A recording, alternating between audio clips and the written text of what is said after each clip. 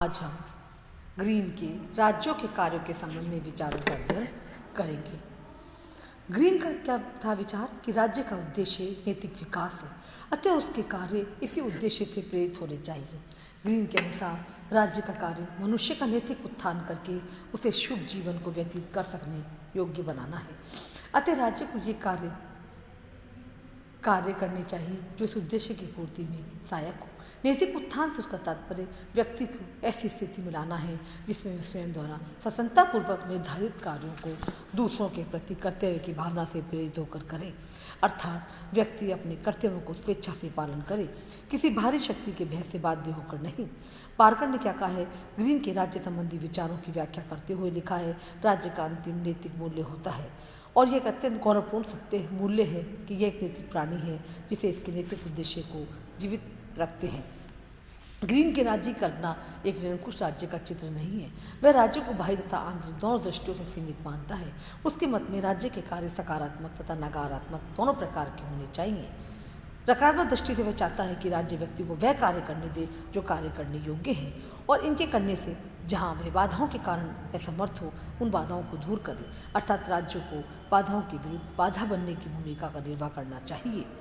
सकारात्मक दृष्टि से वह चाहता है कि नैतिक विकास की दृष्टि से जहाँ वे उपयुक्त समझे वह नागरिकों के कार्यों में हस्तक्षेप करे और अगर बल का प्रयोग करने की आवश्यकता अनुभव करे तो बिना हिचक के बल का भी प्रयोग करे।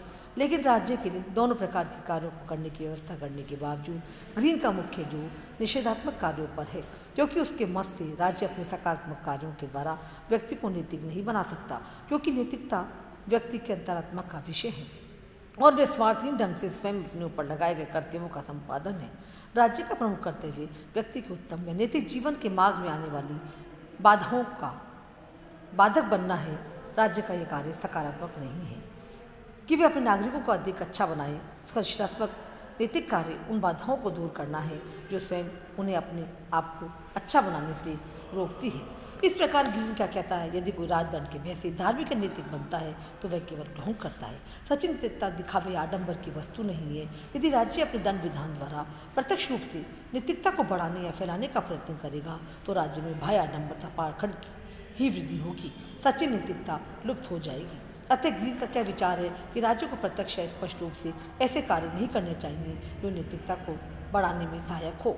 अपूर्व जीवन बिताने के लिए ऐसी परिस्थितियाँ उत्पन्न करनी चाहिए जिनमें नैतिकता का विकास संभव हो सके। राज्यों को अपने नियम और कानून इस प्रकार के बनाने चाहिए कि व्यक्ति के नैतिक विकास के मार्ग में आने वाली बाधाएं दूर हो जाए।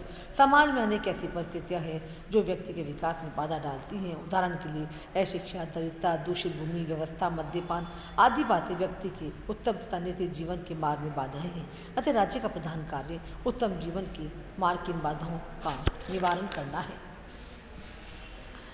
इस प्रकार ग्रीन के अनुसार राज्य का प्रधान कार्य निषेधात्मक है। बारकर के शब्दों में यह कार्य उन बाधाओं को हटाने तक ही सीमित है जो मनुष्य द्वारा किए जाने वाले योग्य कार्यों में बाधा डालते हैं। ये बाधाएं निम्नलिखित हैं कि पहली क्या है? अशिक्षा और अज्ञान की है। दूसरी मद्यपान की बुराई थी। तीसरी बाधा दरिद्रता की। चौथा स्वास्थ्यजनक परिस्थितियों का अभाव था जिससे महामारियाँ फैलती रहती थी। इससे राज्यों को बीमारियों की रोकथाम के लिए आवश्यक रूप से टीके लगवाए जाने की व्यवस्था करनी चाहिए। कारखानों में काम करने वाले श्रमिकों, विशेषज्ञ, बच्चों, स्त्री दुर्दशा थी, इसके लिए राज्य का हस्तक्षेप आवश्यक मानता था।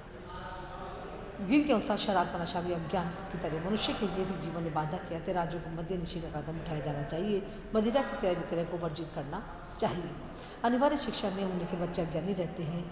ग्रीन के अनुसार बिना ज्ञान के मनुष्य उसी प्रकार पंगु है जिस प्रकार वह किसी अंगविहीन हो जाने से पंगु हो जाता है।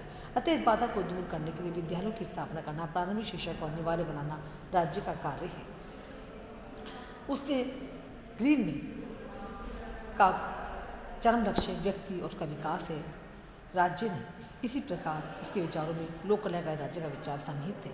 ग्रीन ने सर्वप्रथम इस विचार को प्रबलता से रखा है कि राज्यों को जनता के कल्याण के लिए सभी प्रकार के आवश्यक कानून बनाने चाहिए। इस प्रकार हीगल के दर्शन से प्रभावित होने के बावजूद ग्रीन हीगल की तरह राज्य को साध्य और व्यक्ति को साधन नहीं मानता है।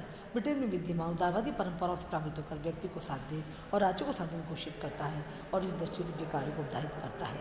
राज्य के विरोध का भी अधिकार ग्रीन ने दिया है, जो हम नेक्स्ट आगे की कक्षा में अध्ययन करेंगे।